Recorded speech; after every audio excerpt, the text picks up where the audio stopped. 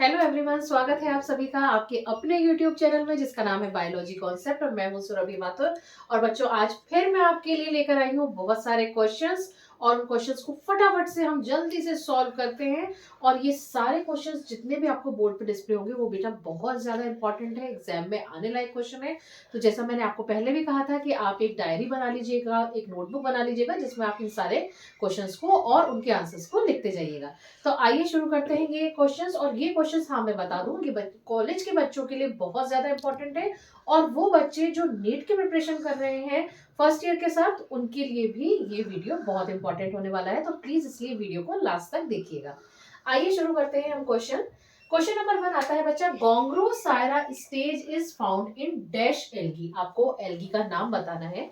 बच्चों, गोंगरो सायरा स्टेज जो होती है वो आपको देखने को मिलती है वाउचेरिया में। आपको अगर याद हो तो मैंने जब आपको वाउचेरिया पढ़ाया था तो बच्चों, वाउचेरिया में क्या होता है, ए सेक्सुअल रिप्रोडक्शन जो होता है वो उसकी एक यूनिट होती है अकाइनेट, यानी अकाइनेट के थ्रू ए सेक्सुअल रिप्रोडक्शन होता है। प्लानोस्पोर्स के थ्रू भी होता है, जूस्पोर्स के थ्रू भी होता है।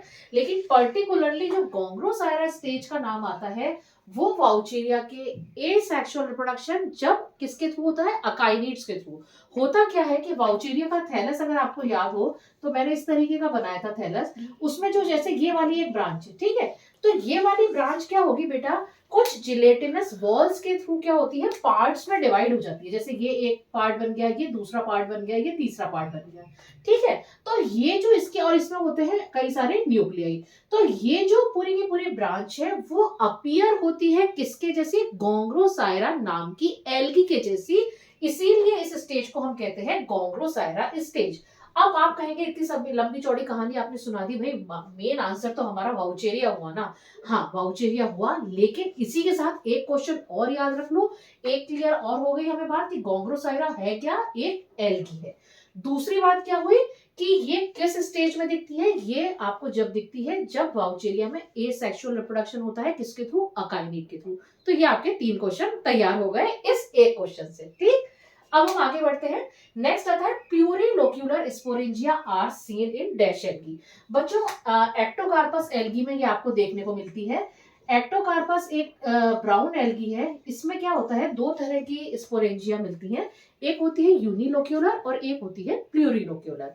यूनिलोक्यूलर स्पोरेंजिया जो होती है, जैसा कि नाम से पता लग रहा है, यूनी यानी कि सिंगल सिंगल सेल से कंसिस्ट होगी और इसमें जो स्पोर्स बनेंगे वो कैसे होंगे, हैप्लॉइड। जबकि जो दूसरी तरह की स्पोरेंजिया होती है एक्टोकार्पस में ही, वो कहलाती है प्लूरिलोक्यूलर। प्लूरल आ रहा है तो यानी यहाँ पे क्या होगा, वो एक से ज्यादा सेल से कंसिस्ट होगी और इसमें जो स्पोर्स बनेंगे वो कैसे होंगे, डिप्लॉइड होंगे।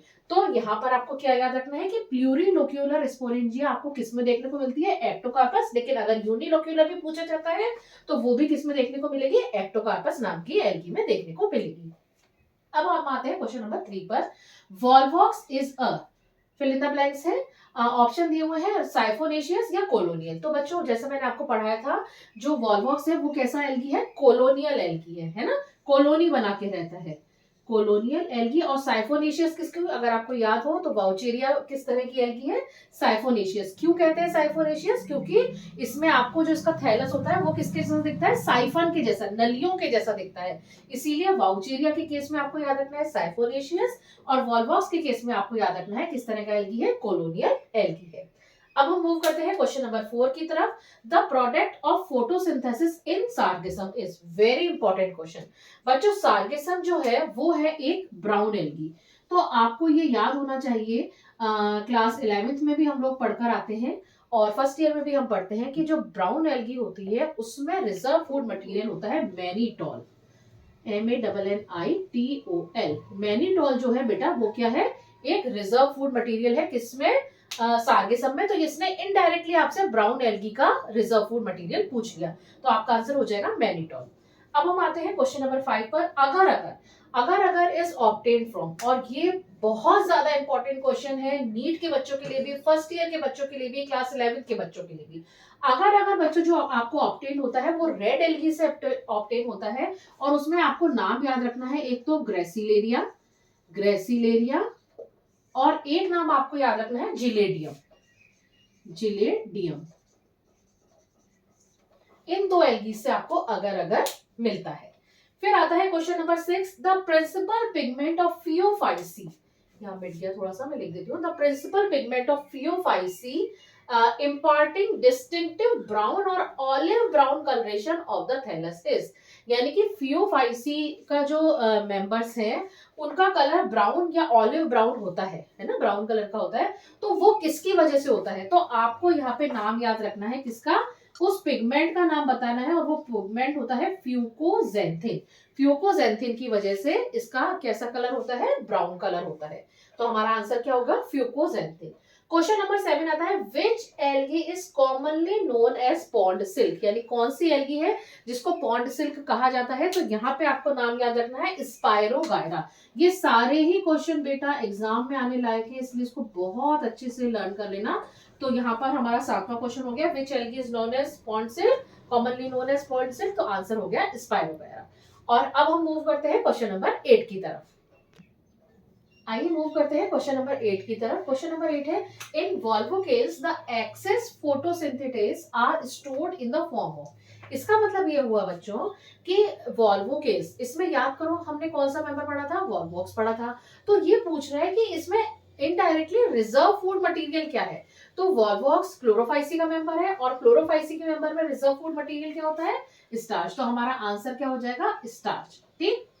क्वेश्चन नंबर 9 आता है, पॉलीसाइफोनिया, ये एक रेड एल्गी है, exhibit a special kind of alternation of generation which is called, बच्चों पॉलीसाइफोनिया में खास तौर का अल्टरनेशन ऑफ जनरेशन मिलता है, और इसके अल्टरनेशन ऑफ जनरेशन को हम बताते हैं किस तरह का, ट्राइफेजिक। अब आप पूछोगे ट्राइफेजिक क्यों, क्योंकि इसके अल्टरनेशन ऑफ जनरेशन में आपको 3 फेजेस देखने को मिलती है। कौन कौन सी, एक होती है टेट्रास्पोरोफाइट, दूसरी होती है कार्पोस्पोरोफाइट, और तीसरी होती है गैमेटोफाइट। तो 3 टाइप का आपको इसमें 3 फेजेस आपको देखने को मिलती है, इसीलिए हम इसको क्या कहते हैं, ट्राइफेजिक टाइप का अल्टरनेशन ऑफ जनरेशन। अब आता है question number 10, a motile flagellated asexual cell is, बच्चों मोटाइल भी है यानी कि उसमें फ्लैजिला है, फ्लैजिला लिखा हुआ भी है, एसेक्सुअल, तो इसको हम कहते हैं बच्चों जूस्पोर।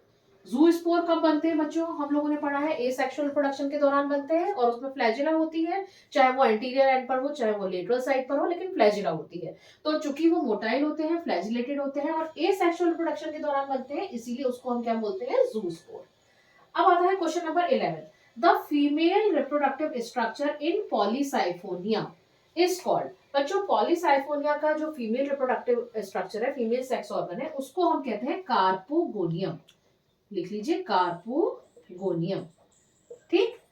अब आता है question number 12, which class of algae is placed in prokaryotae, हम लोग फॉलो करेंगे स्मिथ का क्लासिफिकेशन, तो स्मिथ के क्लासिफिकेशन के अकॉर्डिंग जो प्रोकैरियोट जैसा कि नाम से पता लग रहा है, प्रो का मतलब क्या होता है, प्रिमिटिव, और कैरियोन आ रहा है यानी कि प्रिमिटिव टाइप का न्यूक्लियस, यानी कि ऐसा न्यूक्लियस जिसमें क्या नहीं मिलेगी हमें, जिसमें हमें न्यूक्लियोलस और न्यूक्लियर मेम्ब्रेन एब्सेंट होगी, तो वो क्लास कौन सी है, वो क्लास आती है बच्चों साइनोफाइसी, जिसका कि मैंने आपको बहुत पहले एक मेंबर पढ़ाया था, नॉस्टॉक और ऑसिलेटोरिया, उसमें से नॉस्टॉक पढ़ाया था, तो नॉस्टॉक और ऑसिलेटोरिया बच्चों दोनों साइनोफाइसी के मेंबर हैं।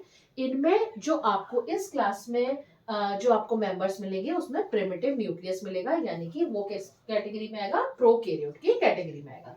तो ये आज हमने टोटल डिस्कस किए 12 क्वेश्चन, आगे आने वाले समय में मैं और इसी तरह के सारे इंपॉर्टेंट क्वेश्चंस आपके लिए लेकर आती रहूंगी।